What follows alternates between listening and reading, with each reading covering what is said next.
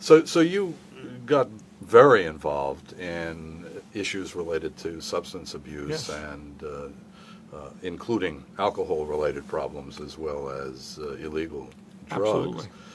I know you did some of that with Major League Baseball. Yeah. We developed policies and procedures. We had a protocol for the NFL when somebody thought maybe had a problem, Right. and to give them a lot of support and a good assessment. So, yeah, very much I was involved. Well, clearly today, drug problems are back in the, Oh, boy. the Yes. headlines. Everybody is concerned about the so-called opioid epidemic. Yes. There's much less conversation about alcohol-related disease, although I recently learned that there are more alcohol-related deaths every year than there are drug overdose deaths, and it's just totally neglected. It's a legal drug. It's culturally the norm for a lot of people. I purposely titled the course Alcohol and Other Chemical Dependency, Right. lopping alcohol in with other chemicals. Right. To me, it's one of the most dangerous chemicals there is. Right. And that's, of course, you teach here. That's the course I teach here. I was involved in the reincarnation you see now. If my memory serves, I was asked by Columbia to come back as an alumnus and talk about what I learned at Columbia. And I said, look, one area that we weakened from a student point of view was teaching about alcohol and drug addiction. Right. And they said, we've heard this.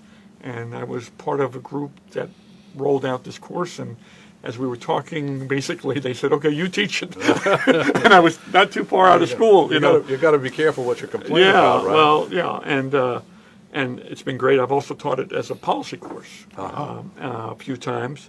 And, I just tell a brief story. Some faculty approached me and said, look, we hear about your course, and I hear good things.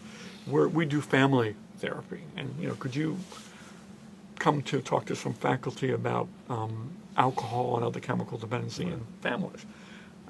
I'd be happy to. I'd be honored to. They said, well, could we prevail on you for one other thing? And I said, sure. Could you bring some vignettes or some case studies with you? And I said, absolutely not. Because it was an othering. And the lesson was, as if they don't have people with alcohol and drug problems, that I have to bring people with alcohol, families with alcohol and drug involvement and issues and struggles. I have to bring them from some off-stage place. Instead of asking them to tell you their stories. Where are your cases? I'll show you where you have it, know. And, so in my classes, my students will testify to me talking about ruling it out, So. Well, that's interesting. But let's go back to the opioid epidemic. It's in the headlines. Yes, and very much so. So what do you think about this? The president has announced a plan to deal with this, and other things are going on. What's your thought? Well, it's terrifying, frankly. 70,000 deaths associated with overdoses in the United States. That's more than all the people died in Vietnam. All the people who died, American soldiers in Vietnam. Right. Yes, there were millions of Vietnamese. Not Vietnamese or civilians, but I just got back from Vietnam. Okay, that's another story. But So American military deaths, traffic fatalities in the United States, usually 57,000, which is horrifying. Also, some of them, a lot of them related to alcohol, by the way, and other drugs. Right. But 70,000 opioid-related deaths is terrifying. The president, his plan had some good components, I have to say, but it didn't do enough by far to address the problem of this magnitude. Interdiction doesn't work particularly well. Right. So the first part of his plan is to control supply. As they put it on the president's website. Right. But that means just doing more to try to stop this criminal import of drugs, Walls, and getting them out of something that has failed dreadfully for decades now. Horribly. And, we spend so much more money on interdiction than treatment. Right. And again, we don't put enough weight on prevention. And even though there's some language about prevention and jobs after somebody's addicted to opiates. Right. Cloward and Piven, two professors at Columbia many years ago, Right. they put out this idea of residual versus institutional programming. And simple proposition is how much of what we do is after somebody's addicted to drugs or after somebody's incarcerated. Right. And that's most of what we do. We spend most of our money on Right. this. And for this problem and many other problems, it should be done before. What are there ideas that you have about what sort of preventive interventions there could be that would make some difference here? Sure. I mean, it's, well, I'm a world of work guy, right? So, meaningful employment that guarantees a decent living, Right.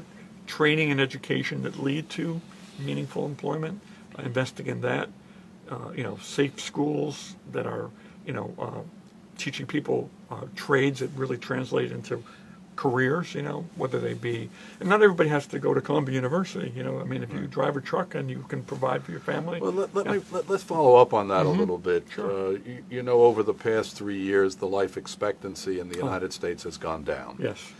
And the sociologists who have looked at this say that it's going down because of three fundamental problems, areas where deaths are increasing: suicide, drug overdoses, and alcohol-related deaths. Right. So we have apparently this huge problem in the United States that's not just drug overdoses, Right. but also alcohol-related deaths. They call them deaths of despair. Yes. And so you were starting to say people need to have something meaningful Absolutely. in their lives. I don't know if you can... Yeah, well, I mean, I think that when people feel hopeless and they don't have enough in terms of success in front of them, that people are successful Right. businesses, successful opportunities. That's why it's so important for what's going on with women in our country, that they are, taking their rightful place in larger numbers, and with that comes an empowerment that is, transformative. Makes people healthier, makes businesses healthier. But What a really interesting thought, particularly given the data on the deaths of despair, because they're focused among men Right. of working age Right. and no more than a high school education. Right. And you're saying things are getting somewhat better anyway for women. And for women, in some regards, I mean, we have a long way to go. Oh, sure. In that regard.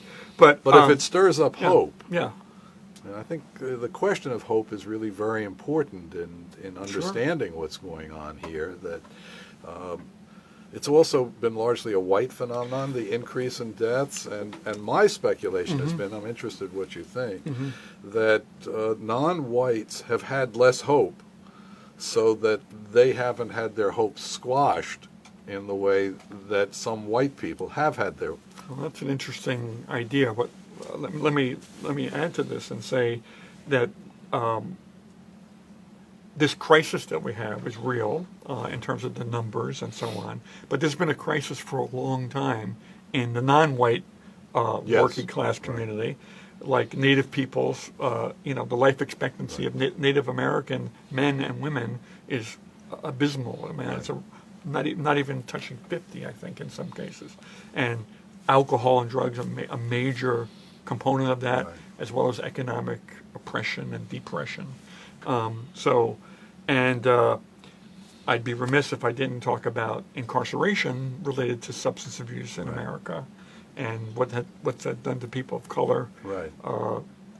Disproportionate amounts of people in jail, harsher sentences, Right. depending upon the drugs, and the fact that we lead the world in incarcerating our citizens, mostly of color, and using alcohol and other drugs as, primarily other drugs, as a means to do that. In Colorado, they cut a ribbon to open a marijuana dispensary, to sell marijuana cookies. And in New York, we've had people put away in jail and, lose their ability to vote, and all kinds of things. Right. So, there's a disparity that's going on. So, I mean, one of the things that I think, at least in the way I think about this, and I've sort of said this already, is that the non-white population, the Native Americans you pointed to, black population particularly, have been suffering from these Yes. things for a very long time. Yes. And the change that's taking place is among the white community Right. because they weren't suffering them before, but now they're more impacted by it. And it Well- doesn't mean it's not a non-white problem. No, it means not at all. that the change is focused in that community. And that's different from saying that it's just a white problem. Absolutely. We talked about, before we started on camera, about different parts of the country. And when I was a young man, I remember the two most intensely oppressive, poor areas I've ever were in my life was our nation's capital in the 70s. Right. And Washington, D.C. Right. was just unbelievably oppressive. And I forget the numbers of black men who were in jail or on probation, and the poverty, unemployment, and the conditions. And the other one was Appalachia, West Virginia. Right. I mean, I never saw, that kind of poverty, yeah. It was just unbelievable. It was white, But similar to economic aid and, you're talking about the war on poverty and things like this, or a recognition of the economy not working for people, which is part of what fueled Right. this for white working class people and middle class people, is that when they get involved when they come on the radar, so to speak, then there's governmental intervention. Yes. And similarly with drug addiction, even though there's a real issue here that and we can talk about the public health aspect of that maybe as well, but it's a genuine increase, but it affecting white people in our country has brought much more attention to it than it has in black and brown community for many, many years before. So, so that involvement, any involvement is a good thing, but I think it's important that we understand that dynamic as well. We have a question which I'm going to get Okay, to in sure. a minute. There are so many different directions that we could pursue here that I would Yes. love to talk with you about. But okay, let's go to the question. Let's show respect for our audience. Absolutely. And the question is, should pharmaceutical companies be held accountable for OxyContin-related deaths? I would make that into two questions. Okay. One question is, should they be held accountable? But there's a different question of, are they the primary responsible social institution for this vast rise in deaths? Two different questions, right? Yes. Yes and yes. Accountable, yes. They should be held accountable because it's been proven in court now that there were active internal memos, emails, strategies that led to, in some cases, cajoling, tricking, minimizing the addictive qualities of major narcotic analgesics like OxyContin and fentanyl and so on. And so yes, they are responsible for that. A public health model would say that to understand addiction in our country, there's three components. One is availability. So this is how do you explain how somebody gets addicted to drugs? The public health model would say sheerly just availability. Nothing to do with SES, nothing to do with how you were educated. SES, social economic status. Yeah, socioeconomic status. Nothing to do with your education, the color of your skin, your gender. Just the fact that the availability is greater leads to addiction. So what did we learn this from? The crack epidemic. When cocaine, which was regarded as a rich man's drug, became readily available for $3 or $5 a hit, we had the crack epidemic occur. So OxyContin being prescribed, right? Somebody has a wisdom tooth out, and somebody would toss them 30 OxyContin. It was malpractice. I got 120. 120. And back to the issue of race. And I don't want to dwell on it, but it's important. I commute in from Princeton, and there was an advertisement of a young white girl with blonde hair in soccer clothes, and they said, is pain medication going to make her an addict? And it was a white, Right. upper middle class girl, very powerful.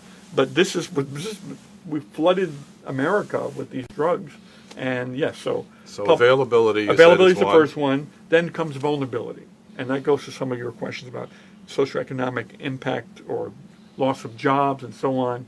And so stress, mental health, injury, trauma can lead to contributing to somebody becoming addicted to chemicals. And the third one would be biology, right? And increasing evidence of and we're trying to figure out who may be vulnerable to these powerful substances. Some people are more vulnerable than other people. There's a lot of emphasis these days on the notion that addiction is a brain disease, Right. Which is quite different from earlier conceptualizations of what addiction was about. Yes. I think that there's room for a balanced understanding. That we should be looking at medicine and brain chemistry and endorphins, and there's some very promising medications that are coming out. We've had some good medication. Methadone, gets a bad rep, but can be effective. The problem is that the new national report that just came out, in fact, mentions 3 drugs, and methadone, or treatments for medications, and methadone is one of them. Methadone, the problem with methadone is that their programs are underfunded. You have counseling ratios of 60 to 1, and sometimes paraprofessionals, not even an MSW or psychologist with a doctorate, working with people. So if your caseload's 60 to 1 counselor, and you're working with methadone that only blocks opioids, doesn't affect benzodiazepines or alcohol. In fact, it potentiates alcohol. It makes a drink even more powerful. So we need comprehensive treatment that's balanced between medicine and talk therapy and other interventions. Right. Well, we have another question. Yeah, sure. Again, so much to talk about Yes. here, but okay. Has legalization of marijuana impacted addiction rates to hard drugs like heroin? Well, this is a loaded question that I deal with in my class a lot, and I thank you for the question. The data's still coming in. Early in my career, I dismissed marijuana. I said, people said this person has a problem with marijuana.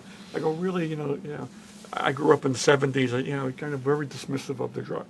I was dealing with people shooting heroin and alcohol ruining their lives and their careers, of all walks of life, by the way, from men and women, who were in maintenance to, I mentioned before, physicians that I treated.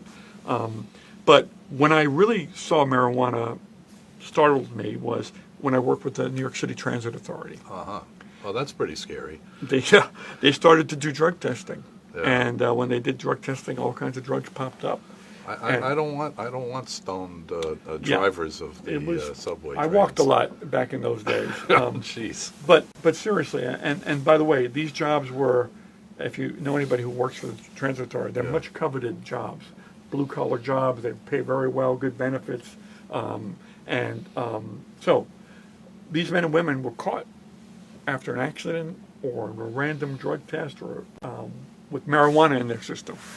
And with all this at stake, knowing that they were going to be tested, many of them struggled to stop smoking pot.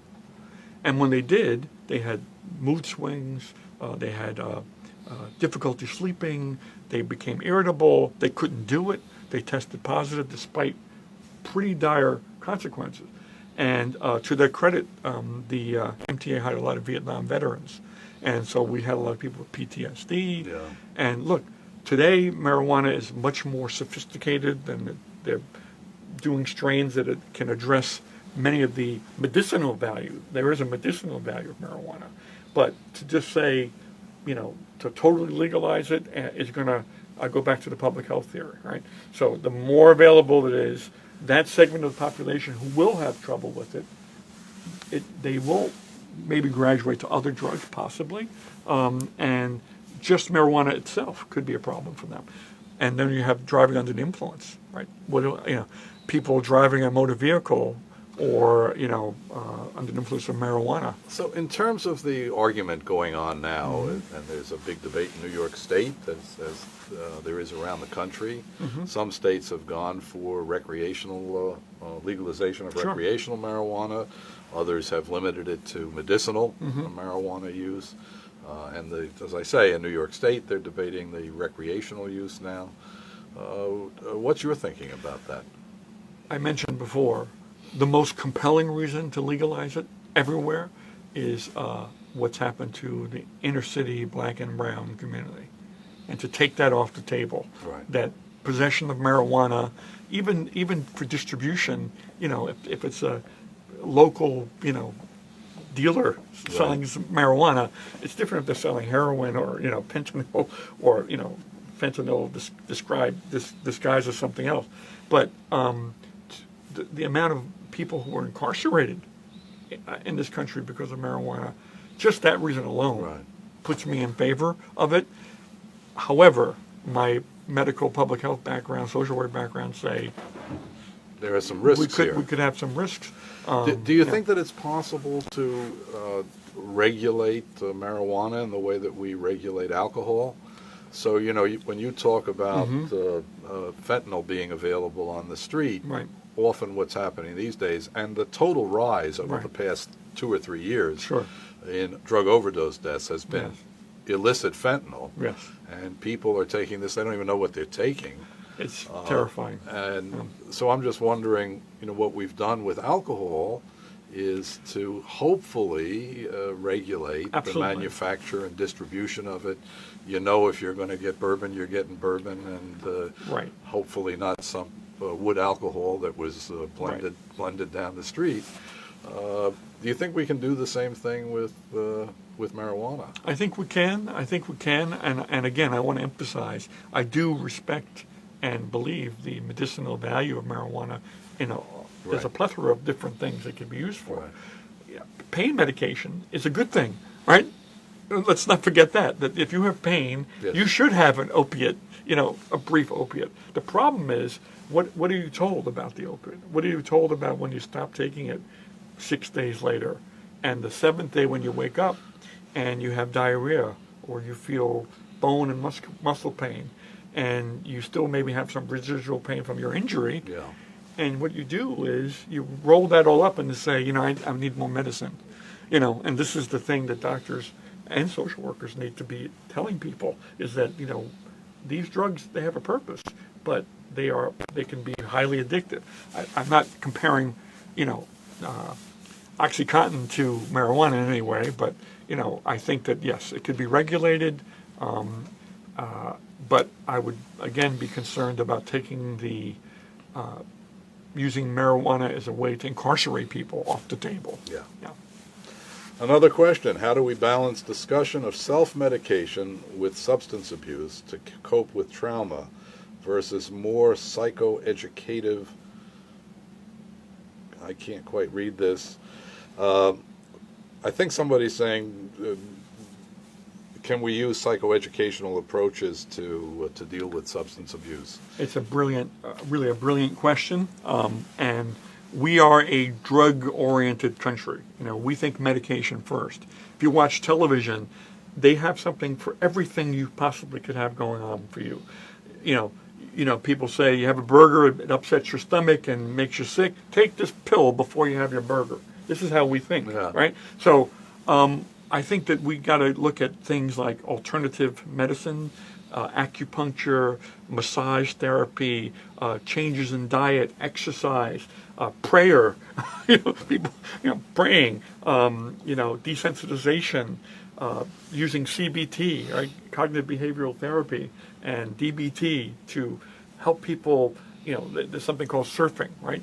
When you have experienced stress or pain, that you teach people a skill, which is, okay, instead of fighting it, let's ride the wave and experience it, and let's let it. It's going to wane, right? So rather than take a pill, right?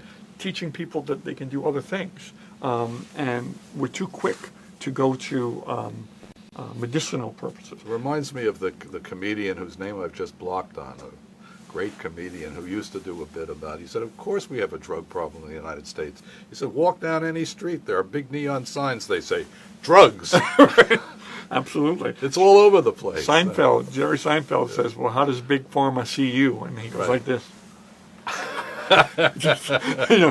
Look, I don't mean to indict all of people in Big Pharma, but yes, there's culpability, there's profit, and people make their own reality. Profits before people. There have been some people who have been talking about the fact that maybe some doctors have now gone too far in the other direction. Oh, yes. There have been some attacks within the VA about this. And I'll tell you this story. I lived with severe chronic pain for about 2 years before they found the cause of it and removed that. And I was at a pain clinic once, and I was sitting talking with one of the other patients who was waiting to go in, and we got chatting about it. And we were talking about, the addiction to opioids, which I avoided. I used vodka. That was really effective. Well, that's yeah.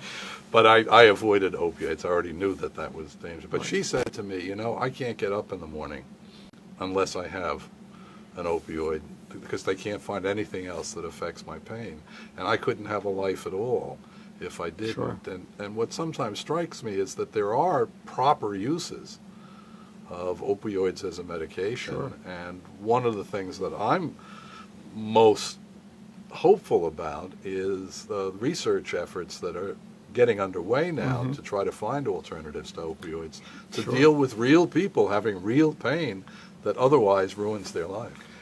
Listen, I agree 100% that doctors get worried that they're going to addict people, that they're going to be looked at as triggering things, and some people get less medicine than they should. Right. Going back to that's across the board, right?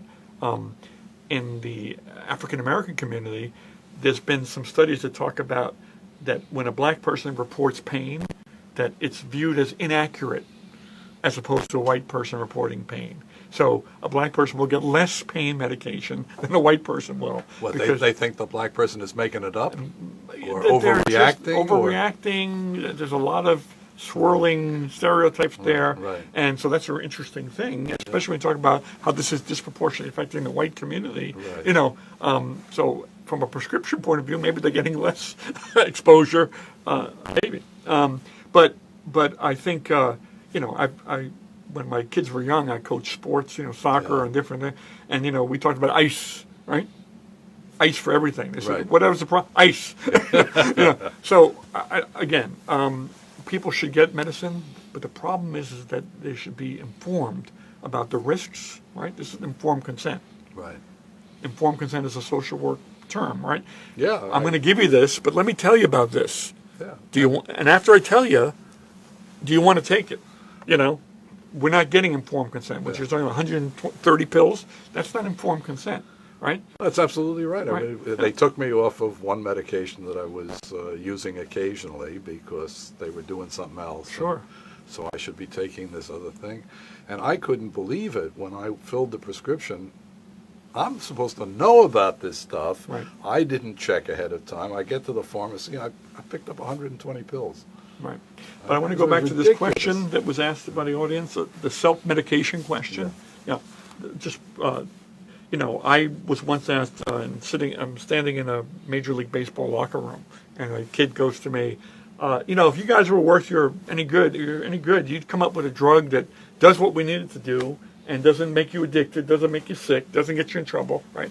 And we said, if we could come up with that drug, we wouldn't be talking to you guys, number one. And the second thing is that physicians, right, the question was about self-medication.